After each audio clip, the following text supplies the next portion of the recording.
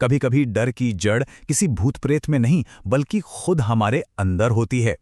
आज हम दो ऐसी ही रोंगटे खड़े कर देने वाली कहानियों को समझेंगे और जानेंगे कि आतंक का असली चेहरा आखिर है कैसा। आज की हमारी दोनों कहानियों में भूत किसी पुराने श्राप या जादू टोने से पैदा नहीं होते। नहीं, वो पैदा होते हैं इंसानी कमजोरियों से, जैसे लालच और नफरत। तो सवाल यही उठता है कि असली खतरा कौन है? वो आत्माएं जो हमें दिखती नहीं, या वो इंसान जो हमारे बीच रहते हैं? हमारी पहली कहानी हमें ले चलती है बरेली। यहाँ हमारी मुलाकात होती है रमेश से, एक बहुत ही मेहनती टीचर जिनकी पूरी जिंदगी की मेहनत और सपना उनके अपने कोचिंग सेंटर के रूप में सच हुआ था। लेकिन जैसा कि अक्सर होता है, रमेश की कामयाबी पर शहर के सबसे अमीर और बेरहम आदमी मनोहर शर्मा की नजर पड़ जाती है। और मनोहर का एक ही उसूल था, जो चीज पसंद आ जाए उसे किसी भी कीमत पर हासिल कर लो।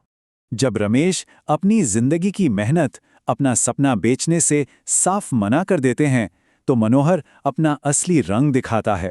और बस यहीं से उस खौफनाक सिलसिले की शुरुआत होती है जो सबकी जिंदगी बदल कर रख देगा। जरा सोचिए, सिर्फ 4 दिनों के अंदर मनोहर का लालच रमेश और उनके परिवार के लिए एक भयानक सपना बन गया। पहले धमकी, फिर हमला और आखिर में रमेश का सपना और उनके परिवार की जिंदगी, सब कुछ उनसे छीन लिया गया। कहानी में 2 साल आगे चलते हैं। अब वो कोचिंग सेंटर मनोहर का है, लेकिन वो जगह अब एक कोचिंग सेंटर नहीं बल्कि एक भयानक प्रेतवाधित जगह बन चुकी है, जहां अब सिर्फ हिसाब बराबर होना बाकी था। रमेश और उनके परिवार की आत्माएं लौट आती हैं बदला लेने, और उनका पहला निशाना बनता है एक नया टीचर, जो बेचारा अनजाने में उनकी छीनी हुई जगह पर काम करने आया था। वो मनोहर, जो खुद को सबसे ताकतवर समझता था, अब बुरी तरह डर के जाल में फंस चुका था। उसे धीरे धीरे यह एहसास होने लगा कि उसकी दौलत और उसकी ताकत उसे उन आत्माओं से नहीं बचा सकती जिन्हें उसी ने जन्म दिया है। वो भागने की बहुत कोशिश करता है, लेकिन सब बेकार। आखिर में वही बदला लेने वाली आत्माएं एक जानलेवा एक्सीडेंट में उसकी कहानी का अंत कर देती हैं। तो पहली कहानी थी एक आदमी के लालच की, लेकिन हमारी दूसरी कहानी वो एक आदमी के नहीं बल्कि पूरे समाज के डर की है।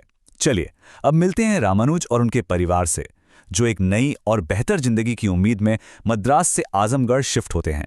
वो अपने साथ लाते हैं अपने दक्षिण भारतीय रीति रिवाज, अपनी कुल देवी की पूजा की परंपरा, और साथ ही अपनी मां की एक बहुत ही सख्त चेतावनी।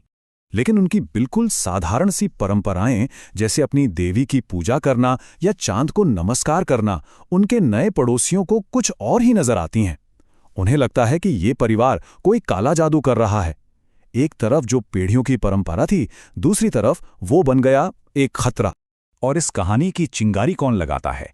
एक स्थानीय पुजारी, जिसका एक झूठा आरोप, एक निराधार अफवाह डर का ऐसा बीज बो देती है जो देखते ही देखते पूरे समाज में फैल जाता है।